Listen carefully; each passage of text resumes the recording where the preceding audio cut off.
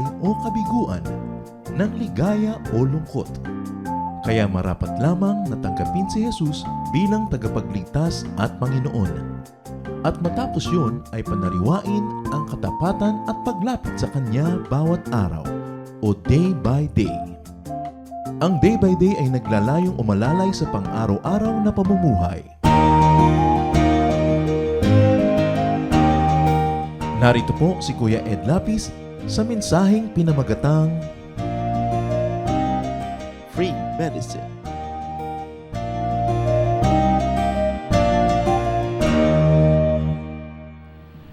Marami mga complaints ngayon ng mga pasyente, high cost of medicines. Pero merong free medicine na pwedeng ma-enjoy ng mga tao, lalong-lalo ng mga anak ng Diyos. Yan ang pamagat ng ating pag-aaral ngayon, free medicine. Salamat po dahil kayo ay maibigin sa amin at meron kayong ibinibigay ng mga paraan para kami ay sumaya, lumusog, umaya sa aming buhay. Dalangin namin, makita namin ang lahat ng ito. Sa sandaling ito, Panginoon, pagpalain niyo po kami ng iyong kapatawaran sa aming mga kasalanan. Patibayin niyo po ang aming loob, palakasin ang aming mga katawan at nawa ang iyong pagpapala sumagana sa aming buhay. Bless us, Lord, with words that will teach, that will set us free, and will empower us. In the name of Jesus, we pray with thanksgiving. Amen. Free medicine. Sabi po sa Proverbs 17:22, a cheerful heart is a good medicine, but a crushed spirit dries up the bones. Pagka masayahin ang puso, napakabuting gamot daw ito sa napakaraming karamdaman. Pero kung malungkotin naman ang puso, sobrang lumalala. Daig mo pa ang may sakit ka sa buto, daig mo pa ang may cancer sa buto, na natutuyo ito at nagkakaroon ng napakaraming sakit dahil sa lungkot ng espiritu ng tao. How to be cheerful? How to have free medicine? Napakahalaga na ito ay ating makita sa katuruan ng Biblia. Philippians 4:8, keep your bodies on whatever is true. Keep your minds on whatever is true, pure, right, holy, friendly, and proper.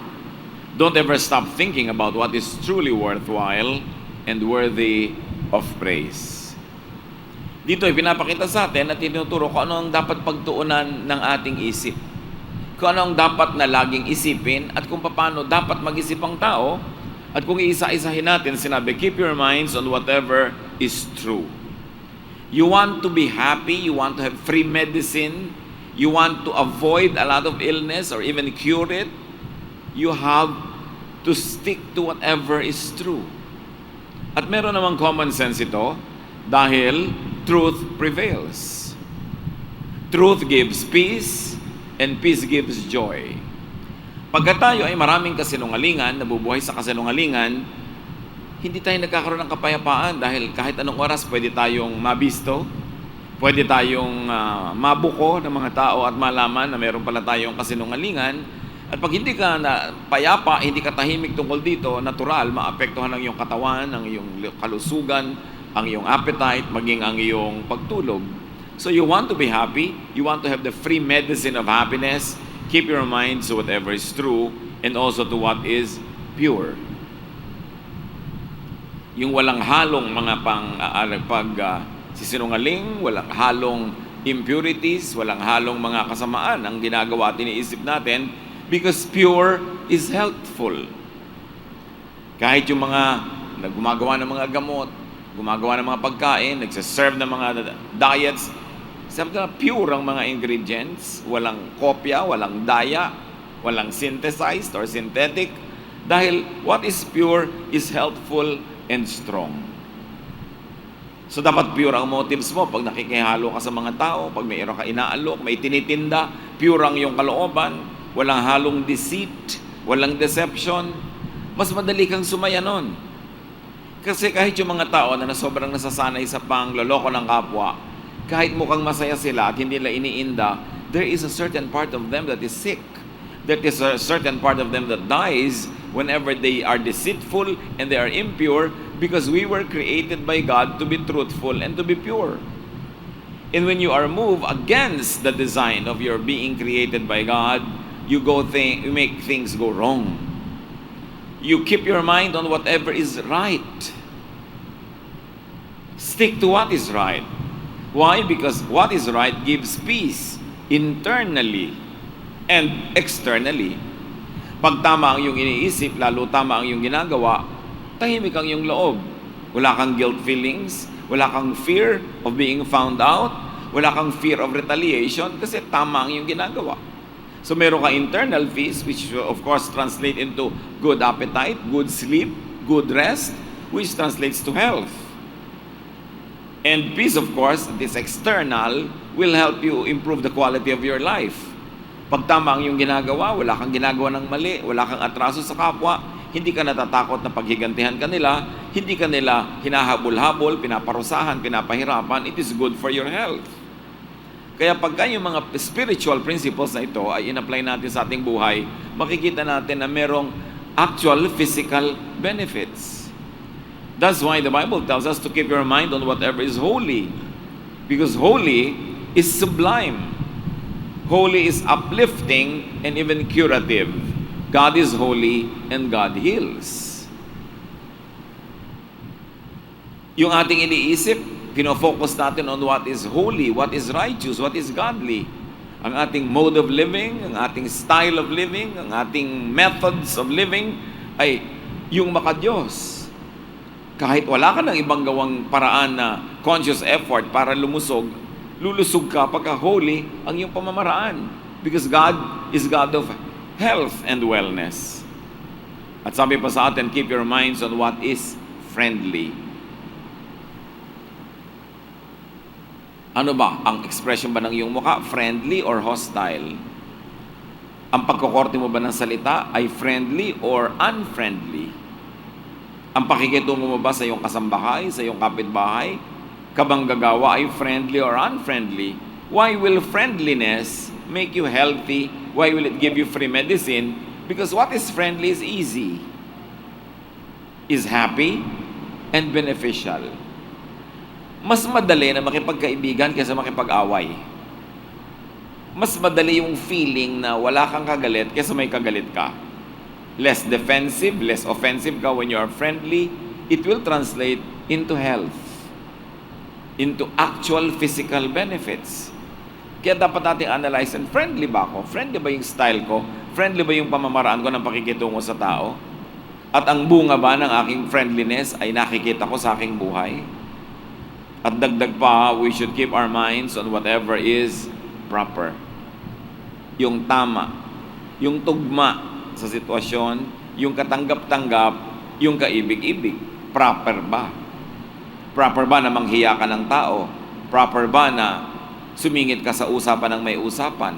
Proper ba na pupunta ka sa bahay na hindi ka ni-invite? Dapat proper ang ginagawa natin, lalo ng mga anak ng Diyos. Everything in its correct place.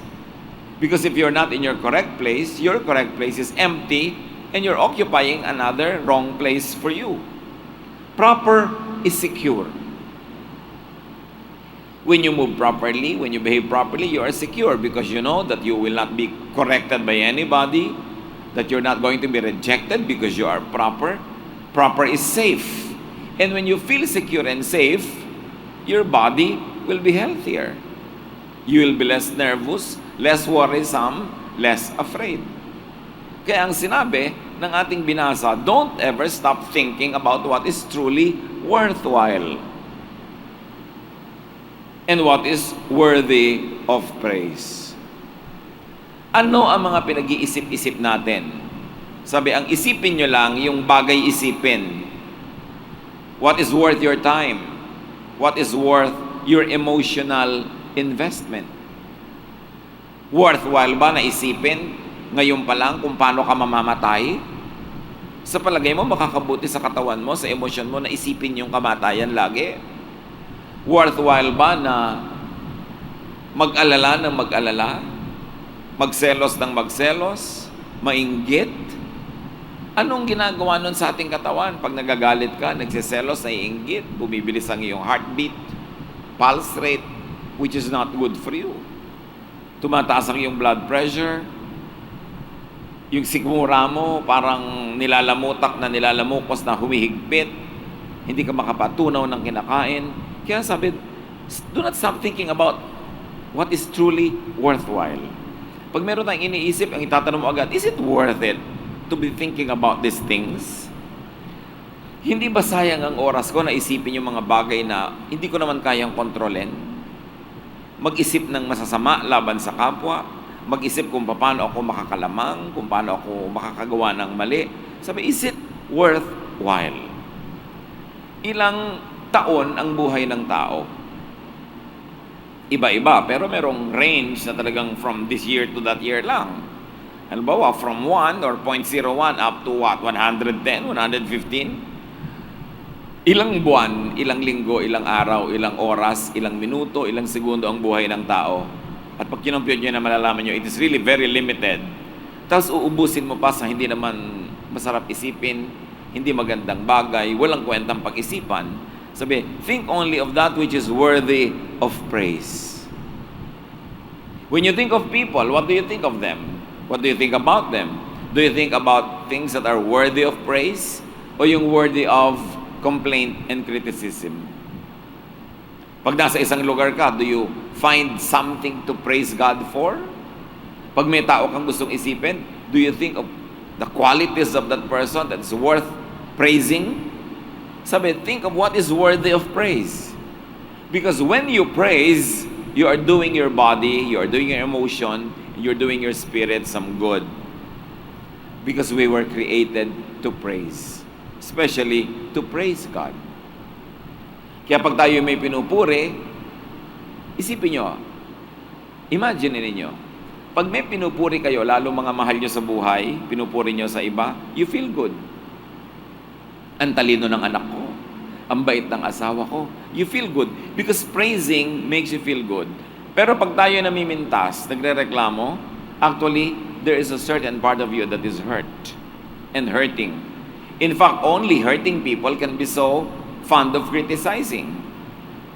So have cheerful thoughts. Maghanap ng maipagpapasalamat, maghanap ng mapupuri, maghanap ng ikakasaya kaysa maipipintas at maikalulungkot. Have cheerful thoughts, not negative thoughts. Ang utak natin, pag nilalagyan mo ng negative thoughts, nagmumukhang basurahan. Kasi negative ang laman, marumi ang laman, pangit ang laman. It will affect you. Therefore, think positive. Yung two words na yan, na napaka-common na sa napakaraming mga tao lagi sasabihin, think positive. Totoo kasi yan. Focus on the good. Focus on the positive. Pag may nangyayari sa ating buhay, focus on the good and the positive. Kahit na yung plano nyo hindi natuloy, kahit na parang may sa biglang tingin hindi maganda, hanapan nyo agad ng good and positive. Mababawasan tuloy yung effect na negative sa inyong buhay at pwede nyo pambaligtarin at maging positive. Focus on the happy, not on the sad. Focus on the hopeful, not on that which is forlorn and hopeless. Because what you focus on focuses back on you. Ang tinititigan nyo ay tumititig din sa inyo. Ang nilalapitan nyo ay lumalapit din sa inyo. At ang laging sinasabi, ang totoo noon ay inaakit natin na lumapit sa atin. Minsan, merong isang nagtanong sa akin, isang Christian worker, pastor. Sabi niya, kahit na lang saan kami mapuntang mission, kahit na lang anong church ang hawakan namin, paulit-ulit ang problema namin sa mga tao. Ang kukuripot, ayaw mag-offering, ayaw mag-tithe, laging kulang ang pera. Tapos laging pasaway ang mga tao, laging may gulo, laging nangiintriga, laging mahirap disiplinahin, laging may human problems. At tinanong ko siya, ano bang ginagawa nyo ng misis mo tungkol sa mga problemang ito? So niya, lagi namin dinidiscuss. Lagi niyo dinidiscuss. At agree naman kayo with each other na yung mga tao walang kwenta. Sabi, totoo naman eh. Na ang mga tao kuripot. Totoo naman. Ang mga tao pasaway, intrigera. Totoo. Sabi ko, kasasabi nyo, kauulit nyo, kaya nagpapaulit-ulit ang kwento. Because there is power in the spoken word. Sabi ka ng sabi ang mga member natin, ang kulit, ano? Lalong kumukulit sila. Merong himalang nagaganap beyond explanation na pag lagi mong sinasabi, nagkakatotoo. Which is not impossible kasi when God speaks, nagkakatotoo. God said, let there be light, nagkaroon ng light. God said, let there be this, let there be that, nagkaroon. Tayo, we were created in God's image. Therefore, there is a bit of that divine creator in the creation in us na ang sinasabi din natin, nagkakatotoo. Sabi ko, kung gusto nyong maiba yung mga ugali ng mga taong nasa paligid nyo, ibahin nyo rin ang uri ng kwentuhan nyo mag-asawa tungkol sa kanila. Ang pag-usapan nyo kung ano yung mabuti, kung ano yung maganda. Because that is worthwhile, that is worthy of praise. Think about such things. Because mind over matter. Di ba? Sinabi, when you believe, it will happen. But our words are statements of belief. They are statements of faith. Kaya pagka umagang-umaga pa lang, sinabi mo, ay buwisit na araw ito. Sira na ang araw ko. Obserbahan ninyo, masisira talaga. Sinabi nyo na eh. Yung bata, nandiyan, nakikinig, nag-uusap kayong dalawa magkumare. Alam mo yung anak ko na yun, ang kulit-kulit niya, tikas-tikas ng ulo niya, hindi nakikinig. Nadidinig niya, lalong kukulit. Pero kahit ang likot-likot ng bata, pag sinabi mong, alam mo yung bata na yan, hindi yan malikot. Ang bait-bait yan. Pag nadinig niya, biglang bumabait din yan. Sinasabi niyo kasi. Anong pinagsasasabi niyo tungkol sa asawa niyo? Tungkol sa biyanan? Paano mo ba papalitan ang reality? Mera dalawang level ng reality. Spiritual reality at physical reality. Kaya sabi sa Bible, our battle is not against flesh and blood. It's against principalities in the air. Sabi niya, ang totoong bakbakan, hindi physical, spiritual. Doon ka dapat manalo sa spiritual level in heavenly realms. Pag nanalo ka doon, susunod yung earth, yung physical level, mananalo ka rin. Kaya pagka sa isip mo, nagpasya ka na ganito mangyayari, at isinunod mo ang lahat ng dapat na gawin, mangyayari nga. Pag sinabi mong, papasa ako sa board, tapos ginawa mo lahat ng dapat mong gawin na tama, nag-aral ka, inayos mo yung katawan mo and everything, pumapasa ka nga. Pero pag sa simula pa lang, naku, baka mag-fail ako, ay nagkakanda failure nga. Sinabi mo na eh. Kaya importante, dinidisiplina natin ang sinasabi natin. So, paano natin papalitan o sisikaping makatulong makapalit sa ugali, sa reality ng mga tao sa paligid natin? By changing how you think about them. By changing how you talk about them. Dahil yun ang spiritual level. Doon mo gawin. At pag ginawa mo yun, sinabayan mo pa ng panalangin, at ang gusto na mangyari ay mabuti para sa mga tao, bantayan mo kung paano mangyayari. Kita nyo yung puno na ayaw walang bunga? Sinabihan ni Jesus, nawa, wag ka na mamunga kahit kailan. Naluoy. The power of the word. Pag sinabi ni Lord, oy, patay, bumangon ka, bulag, makakita ka, nangyayari, sinasabi. In other words, yung sinasabi mo kasi may equivalent na kapangyarihan sa isip mo. At yung isip mo nasa spiritual reality, nasa spiritual world, wala sa physical world. You fight the battle there first. Kaya sinabi ni Lord, nothing is impossible for those who believe. Now, yung mga sinasabi natin tungkol sa tao, tungkol sa weather, it is a statement of our belief. It is a statement of faith, and therefore, we reinforce it becoming more and more physically real in our lives. Pag meron kang gustong baguhin sa iyong buhay, di ba ang una mong babaguhin? Yung pag-iisip. Tulad ng mga gustong tumigil manigarilyo, lagi na lang nagbabackslide, laging naninigarilyo sa sulok-sulok, laging sumisingit. Pag may ganun, tinatanong ko sabi, Pastor, paano ko pa kaya talaga matitigil ang paninigarilyo? Teka muna, nagpasya ka na ba talaga natitigil? Opo. Bakit may baon-baon kang sigarilyo? Kasi baka hindi ko po matiis. Di hindi ka pa nagpapasya. May baon ka, kaya lagi ang laman ng isip mo, hindi ko to makakaya, kaya ako may provision. Therefore, hindi nga kakayanin ng katawan mo dahil sa isip mo pa lang, ipinatalo mo na eh. May baon-baon ka na eh. Doon pa lang, nagplano ka ng matalo. Kaya matatalo ka. Kaya ang sinasabi sa scripture, make no provision for the flesh. Decide. Pag decided ka, walang mangyayaring kabaligtaran ng napagpasyahan mo na sa loob ng iyong isip. Decision pa lang yon. Hindi pa yun yung tinatawag na faith. That's why faith works. If it doesn't work, ibig sabihin walang faith. Pag meron kang malaking project, ang laki ng gastos, ang laki ng hirap, pero naniniwala ka magagawa yon, mangyayari yon. Pero kahit madali, pag sa isip mo pa lang sinabi mo, ay mahirap yata yan, hindi yan mangyayari. Talagang hindi mangyayari. At yan ang dapat madisiplina ang mga anak ng Diyos. Kung paano papaandarin ang lahat ng katotohanan in a spiritual level at thought level. So it's important, tulad ng sinabi natin, to have cheerful thoughts. Sa isip pa lang, kontrolin mo na. Kasi imagine niyo, nasa isip pa lang yon. Wala pang korte, wala pang kulay, wala pang length and width. Nasa isip pa lang. Pag pinalabas mo na yon sa isip mo, magiging reality na yon. Halimbawa, architect ka, nagdo-drawing ka pa lang ng bahay, nasa isip pa lang. Pwede mo pang palitan ng poste, pwede mong palitan ng load, pwede mong palitan ng design. Pero oras na ginagawa na ng mga karpentero, ng mga mason, paano mo papapalitan? Malaking hirap palitan. Kaya dapat pinapalitan mo at the realm of thought sa planning stage. Kasi very powerful ka pa in control pag nasa thought pa. Pero oras ang ginawa mo na, mahirap na. Sa halimbawa, sinabi mo, sasampalin ko yung kumari na yan pag nakita ko. Nasa thought pa. So pwede mo pang sabihin, hindi, wag mo sampalin. Pero subukan mong sampalin na ngayon. Sige, tumayo ka, sampalin mo na ngayon. Paano mo pababawi kung nagawa mo na? Kaya dapat ang pagbawi, ang pagkontrol, ang pag-shape in the realm of thought. Dun ang disiplina. Kaya sabi, our battle is not against flesh and blood.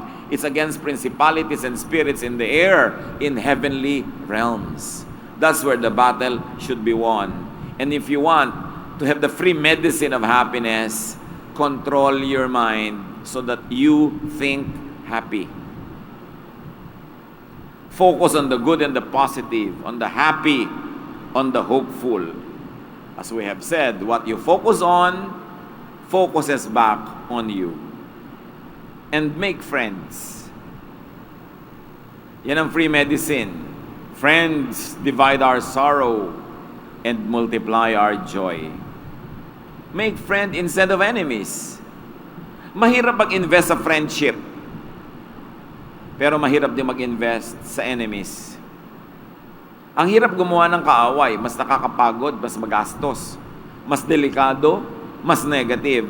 So, meron ka rin lang isang oras ngayong oras na to, bakit di ka lang gumawa ng kaibigan kaysa gumawa ng kaaway?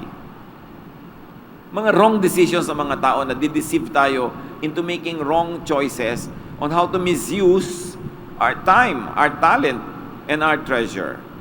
And very importantly, keep friends, especially old ones. Kailangan ng mga kaibigan natin huwag nawawala sa ating buhay. Keep your friends. Especially old ones. You cannot make old friends. You can only make new friends. Yung ang tagal nyo na magkaibigan, mag-aaway pa kayo sa walang kakwenta-kwentang bagay. Sayang naman lahat ng oras na ininvest nyo sa isa't isa. Sayang ang emotional investment, time investment, financial investment. Matapos 10-15 years kayo magkaibigan, mag-aaway pa kayo, makakagawa ka pa ba ng kaibigan mo na 15 years mo ng kaibigan kung ngayon mo palang sisimulan? No, you cannot make old friends. You can only, and you should only, keep them. Maling-mali na makipag-away sa mga dati ng kaibigan. Kasi marami ka ng taya doon, marami ka ng itinanim, tapos sasayangin mo lahat yon, magsisimula ka uli. And very especially, avoid making enemies when young. Pag bata pa kayo, iwasan yung gumawa ng mga away, magkaroon ng mga atraso, iwasan yung makagawa ng masama sa tao. Bakit? mahaba pa ang buhay nyo. Marami pa siyang chance na gantihan kayo.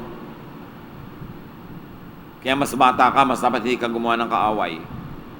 And also, avoid making enemies with the young.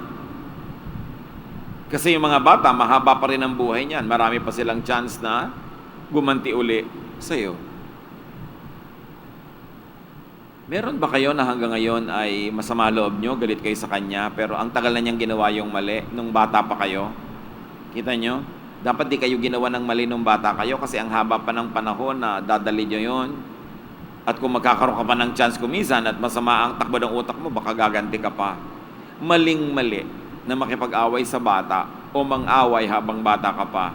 At lalo namang mali na mang-away kung matanda ka na. Matanda ka na nga, konti na lang oras mo sa mundo, mga away ka pa. Hindi mo na lang i-maximize na sumaya, may magpasaya sa'yo. Napakahalaga to make friends. And of course, you want a free medicine? Encourage people. Why is encouraging others some kind of a medicine? Because you get healthier when you encourage good enterprise. Not to mention that you might even be rewarded.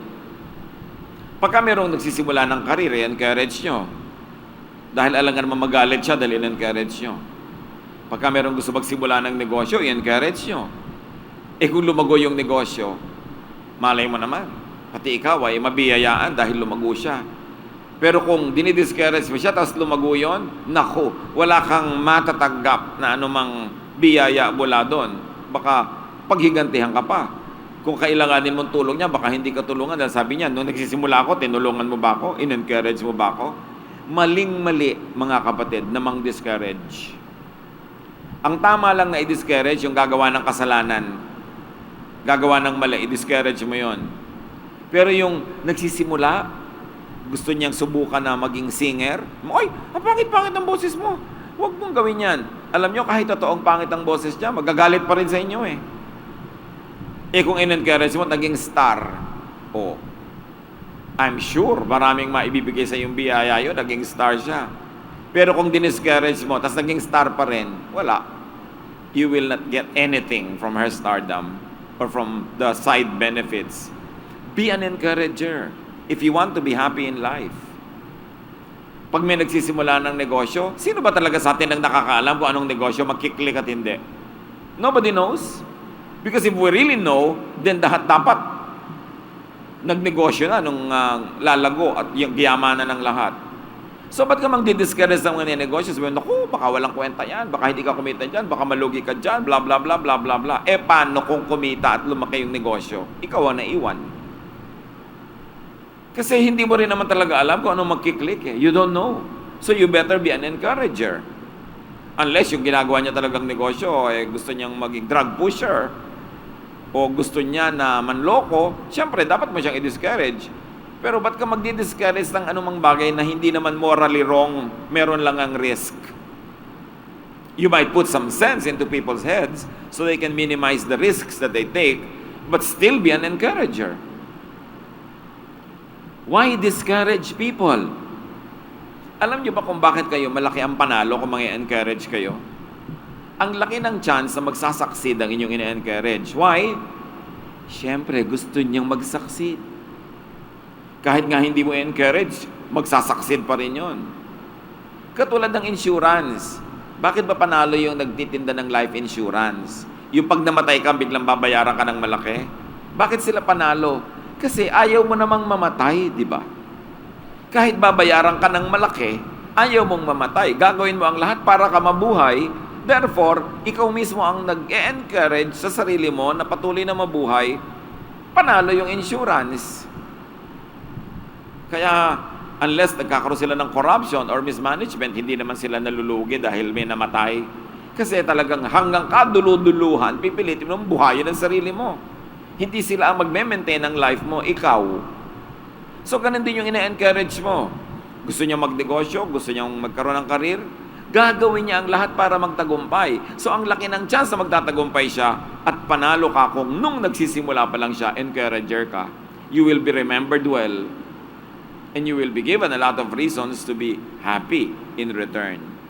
Pero yung mga nandi-discourage, kahit pa nga yung diniscourage mo ay napabuti dahil diniscourage mo, may sama pa rin ang loob sa'yo yon. Kasi nasasaktan siya habang dinidiscourage mo, lalo gusto niya ang isang bagay. We were created for good, not for evil.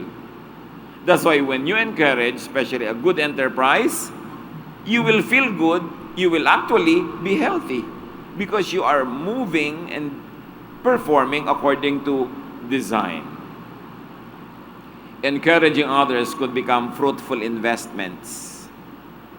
Pag may mga kaibigan kayo, mga kamag-anak na gustong magnegosyo, gustong magganito na project, tapos iisimit-isimit ka, sisima-simangot, pinapakita mong hindi ka approve, hindi ka nagagandahan sa ideya. Paano ka nag-succeed? Puwera ka. Mahirap bang mang-encourage? Bakit kailangan kang maging spirit of discouragement? Mas maraming pasalamat sa encouragement. Sabi niya, if there's anything that is worthwhile, think about such things. And another free medicine is, of course, to wish people well. Ang mga tao, imbes na isipin mo na sana wag sila magtagumpay, isipin mo magtagumpay sila. Isipin mo na sumaya sila, lumaki ang project nila, gumanda. Why? So that you don't feel negative when they succeed. Because as we have said, people will do everything to succeed. And if they don't succeed at first, at second try, at third try, they will eventually succeed. Na ikaw who wish them well, will now feel better, will feel happier because they are succeeding. Pero if you don't wish them well, in fact, if you wish them to fail, see, the moment that they begin to be successful and as they become more and more successful, you feel worse and worse. Kaya nga meron daw isang kasabihan ngayon sa Korea, when your neighbor repairs his house, you begin to have ulcers. Korea nang may sabi nun. Ang ibig sabihin lang niya, sobrang materialistic na yung society nila, sobrang inggit-inggit sa mga kapitbahay. Pag may nagpapaganda ng bahay, sumasama ang loob ng iba. Ang tao talaga, nakadestinong umasenso yan. Kahit ilang beses siya magsubok, darating at darating siya doon. Kung ikaw, nakasabay sa kanilang kagustuhan, yung gusto nilang mag-succeed, gusto mo rin para sa kanila, habang nagtatagumpay sila, kahit hindi mo tinutulungan, hindi ka napapagod, you will feel better. Your every wish for others also returns to you. Yung ang wish mo, sana mag-fail yung iba. Usually, kung mag-fail, kasi prayer yun, sa'yo bumabalik. Negative words. Kaya sabi ni Jesus sa Matthew 7:12, treat others as you want them to treat you. Gusto mo that they will wish you well? Wish them well. And another medicine, of course, is do not habitually complain about situations, about people. That is negative and even prophetic. There is power in the spoken word, as we have already said. Your complaints can become the truth of your life. Hindi nyo ba napapansin ang lagi nyo inirereklamo, yun ang lagi nangyayari? Reklamo ka ng reklamo, pabalik-balik lang. Pag inirereklamo mo na ang kuripot ng kapatid mo, lalong nagkakanda kuripot. Inirereklamo mo na ang higpit-higpit ng boss mo, lalong nagkakanda higpit-higpit. Bakit? Ina-affirm mo in the realm of thought, in the spiritual realm. Ina-affirm mo yung reality na yon, lalong tumitibay. Gusto mo siyang gibain, gusto mo siyang baligtarin, do it in the realm of thought. Baguhin mo muna ang iyong pag-iisip. Stop complaining about people close to you and start praising them. Kung ano man ang lagi niyong reklamo tungkol sa mga kasambahay at malapit sa inyong buhay, baligtarin niyo. Hanapan niyo ng maipupuri sa kanila dahil meron, hindi pwedeng wala. No one is perfect, so no one can even be perfectly wrong. May tama at may tama sa kanila. Pag hinanap nyo yun ang inyong laging binanggit, pinalaki, yun ang lalaki ng lalaki. When you believe, it will happen. And another important medicine, do not habitually gossip. Lason yan. Gossiping is poison. Gossiping betrays an inner sense of inadequacy, discontentment, and happiness. Ang mga mahilig magchismis, hindi nila napapansin, ibinibisto nila ang tunay na laman ng kanilang puso, that they feel inadequate, that they are discontented with their own lives, that they are unhappy. Tell me kung masaya kayo, kung magsasayang kayo ng oras sa magchismis tungkol sa iba. If you are positively engaged, if you are fruitful, magsasayang kayo ng oras tungkol sa buhay ng may buhay para manira ng puri ng iba, para magchismis? No. Pag chismis ka ng chismis, ang ibig sabihin lang nun, miserable ang buhay mo. At habang nagchichismis ka, lalo mong ginagawang miserable kasi ang mga sinasabi mo negative, naninira ka ng puri, nakakasira ka ng reputasyon, sa palagay nyo walang espiritu na babalik sa'yo at magbabalik sa'yo ng mga pinagsasasabi mo sa buhay. Gossiping attracts what is gossiped about. May mga nanay na ang usapan nila lagi, pinipintas nila yung anak ng may anak. Hindi tumatagal, yung mga pintas na yon lumalabas sa mga sarili nilang anak. Naoobserbahan talaga yan.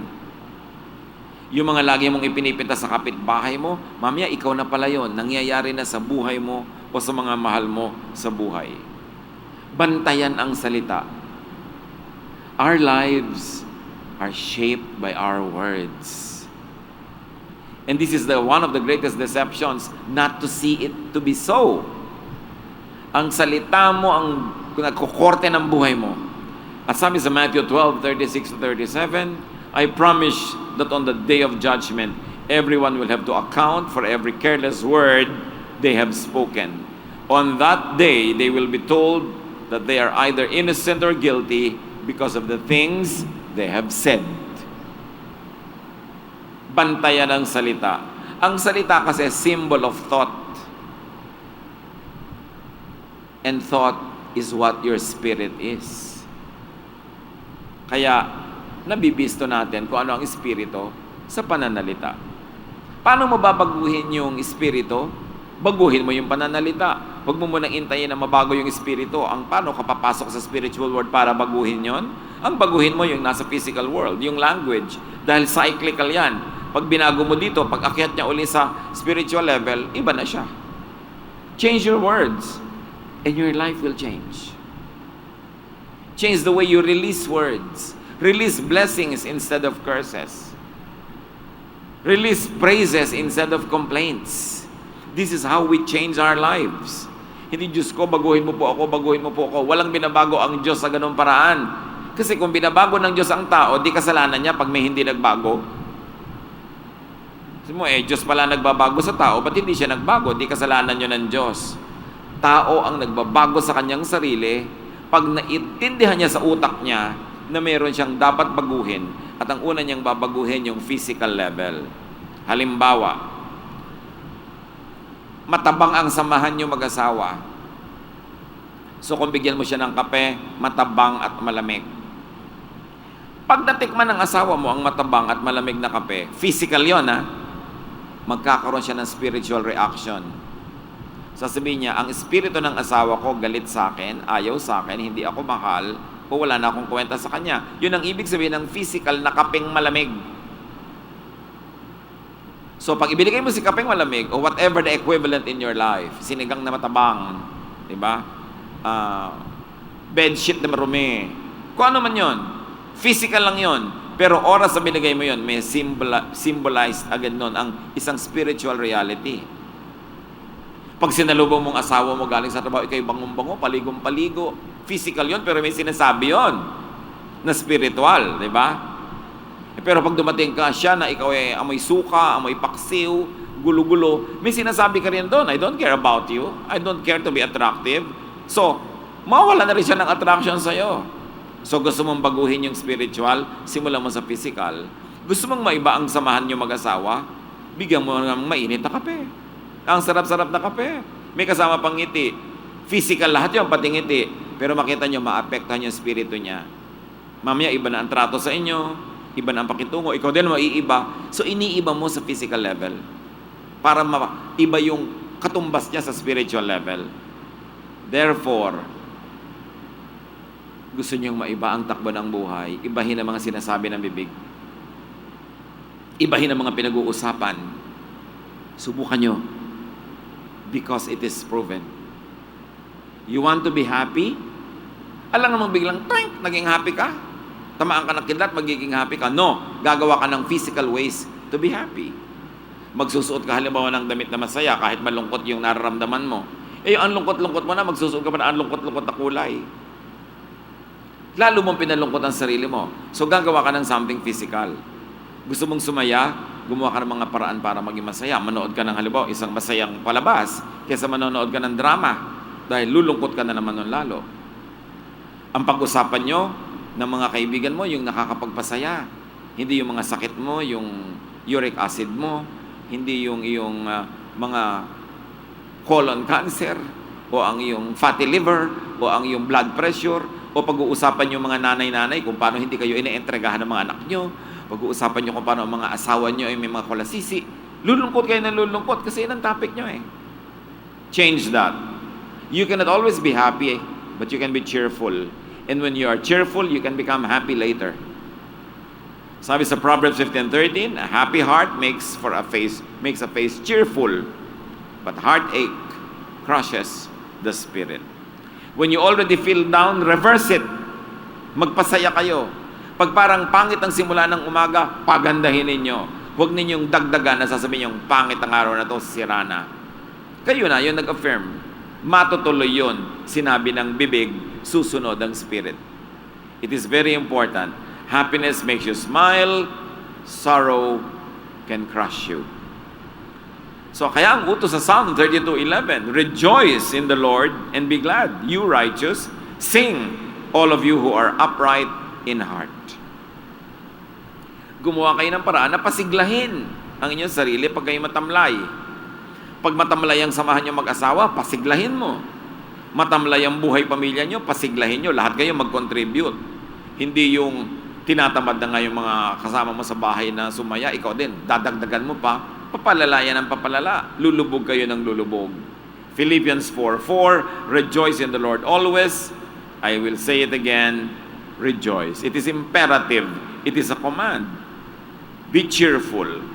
Cheerfulness could turn into happiness. Let's say masakit ang ulo mo.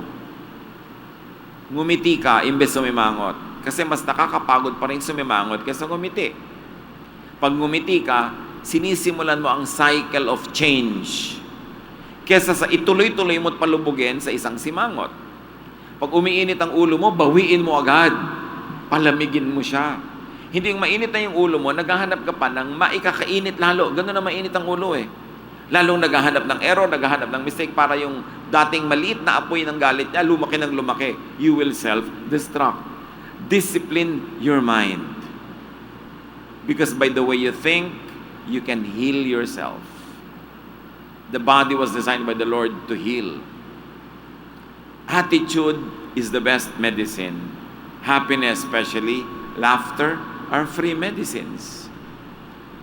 At pag yan ginawa natin mga kapatid, pati ang ating mga kasama, mga malapit sa atin, mahahawa. Nakakahawa ang lungkot. Nakakahawa rin ang saya. Maghahawa na rin lang kayo yung positive na. You walk into a room and brighten it with your cheerfulness. Pagka may nagsasalita, ang gulo-gulo ng audience, nasa audience kayo, kayo'y maging tahimik. Contribute something positive para kopyahin kayo ng mga katabi nyo. Hindi contribute something negative. Always be cooperative. Encourage what is good because we are designed to be good. And when you are good, you're working, you are performing according to design, you are not far from being happy. Review our attitudes. Lalo yung mga tao nagsasabing, madalas ako malungkot, madali ako malungkot, I feel miserable, I don't feel happy. It's mostly in your mind, and it's mostly in your words. Dear God, teach us. Turuan niyo po kaming madisiplina ang aming pag-iisip, madisiplina ang aming bibig, pati body language and posture. That we will encourage what is good, what is beautiful, what is cheerful. That we will abandon thoughts that are negative, destructive, unfriendly. Teach us, Lord, to change by the changing of our minds. Teach us, Lord, to be cheerful. Teach us, Lord, to be happy. Teach us, Lord, to be by changing the way we think and the way we speak. Para ang aming akitin na lumapit sa amin ay kasiyahan, kasaganaan, kagandahan. Teach us to review our ways. Teach us, Lord, to see kung kami ang lumalason sa aming mga sariling buhay, kami ang lumalason sa aming isip, sa aming katawan. Pagbulay-bulayan natin ang mga katotohanan ito, mga kapatid, and think of very practical applications in your life.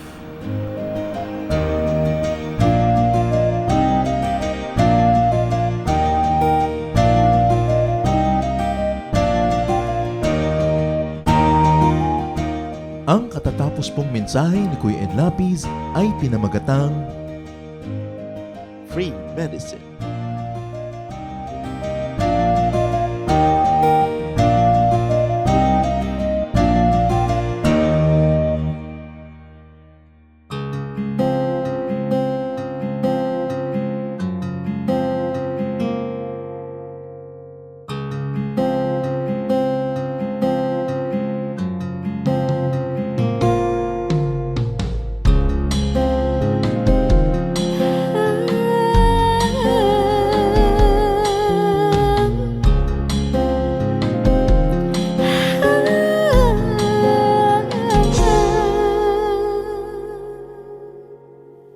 Pag-ibig mo o kailanin,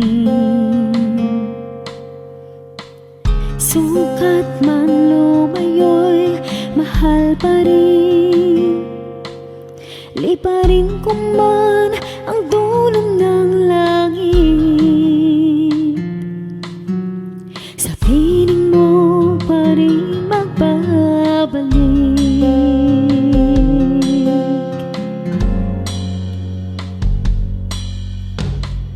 Kahit minsa'y magkasala, bakit tinuturing pa rin ba na? O Jesus, kayo nag-alay ng buhay, katwiran niyong aking tinataglay.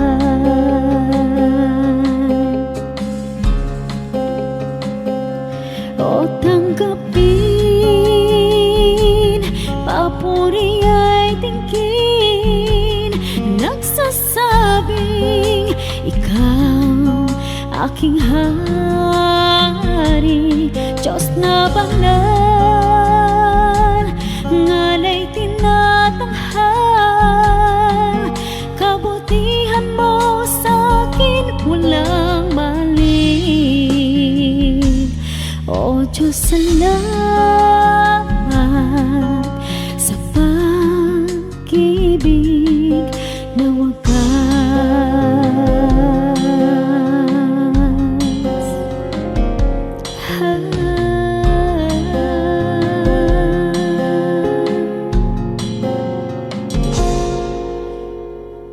Lagi naman itong isip,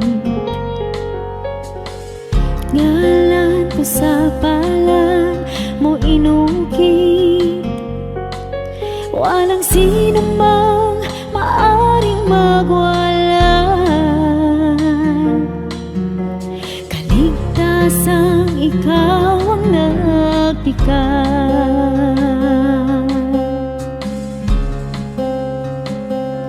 O tanggapin, papuri ay tingin, nagsasabing ikaw aking hari, Diyos na banal, ngalay tinatanghal, kabutihan mo sa'kin walang mali. O Diyos, salamat sa pag-ibig na wagas.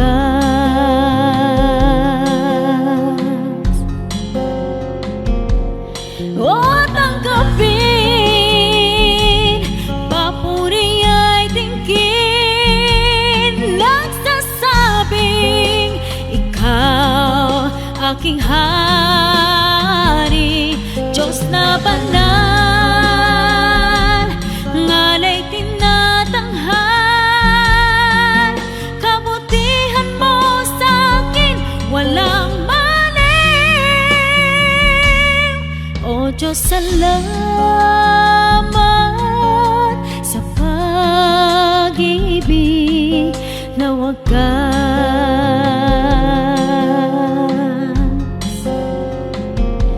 O Diyos, salamat sa pag-ibig na wagas.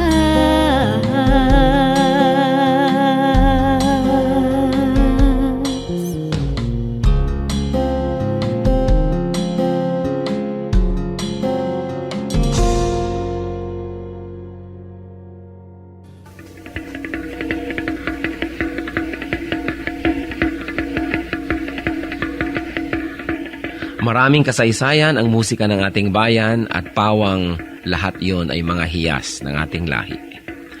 Ang isang instrumento na napakagandang pagtuunan ng pansin ay ang gimbal ng mga mansaka.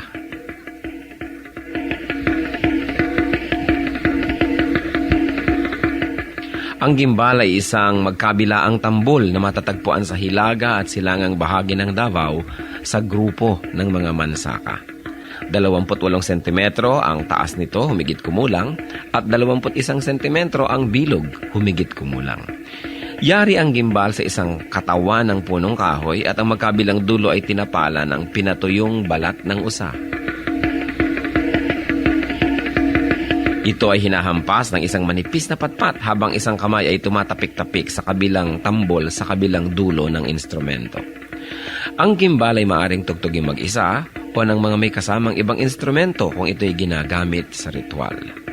1 hanggang 2 tao ang maaring tumugtog sa magkabilang dulo ng gimbal.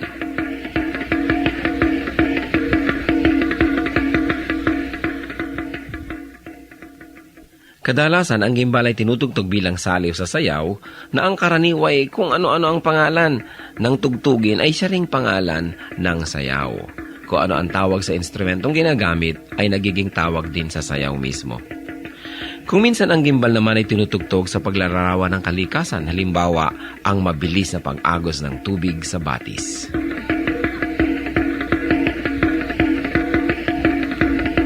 Ang gimbal o kimbao, instrumento ng mga mansaka. Kayamanan ng ating lahi, hiyas ng ating bayan, marapat lamang na gamitin sa pagsamba sa Panginoong Hesus.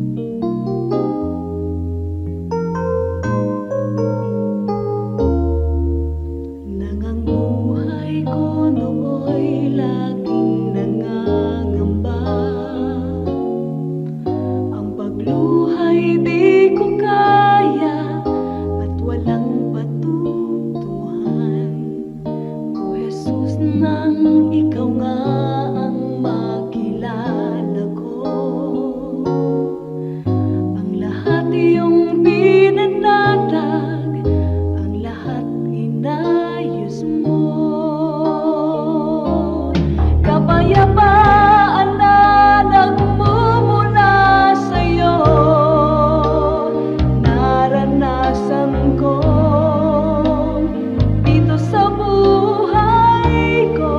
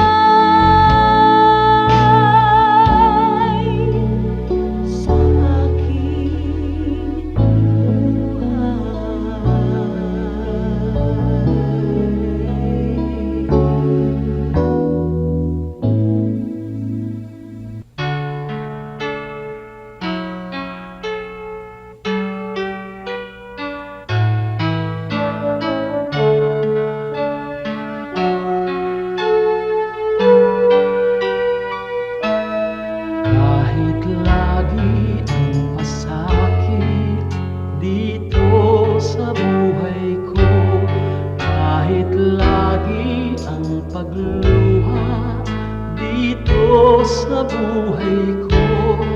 Sakali man itong aking pamatok, ubod ng bigat. Sa tulong mo, Jesus, nakakaya ang lahat. Kung sakaling ang ligaya'y di pa natagpuan, kung sakaling ang ginhawa'y di pa nakakamtan, sa piling mo, Jesus, ako ay lagi nang nakatanaw. Sa langit mong laan, di na mamamanglaw. Pagtitiis, pagtitiis ang kailangan kong mabatid. Kaya't ikaw, Panginoon, ang aking tutularan. Pagtitiis, pagtitiis ang kailangan kong mabatid. Ang buhay ko ay lalago kung mayroong pagtitiis.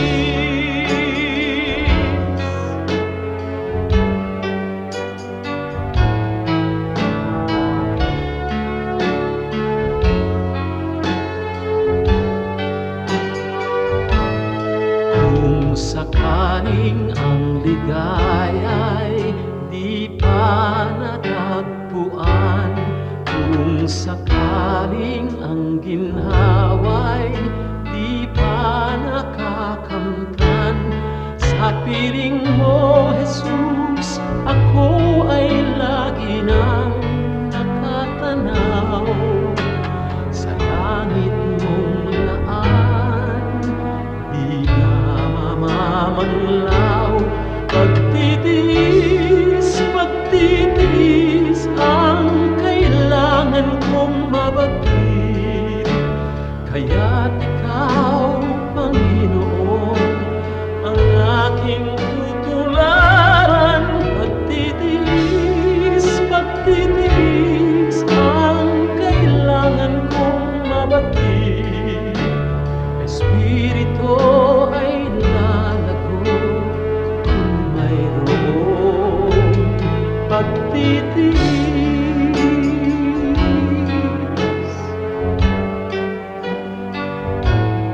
Pagtitiis.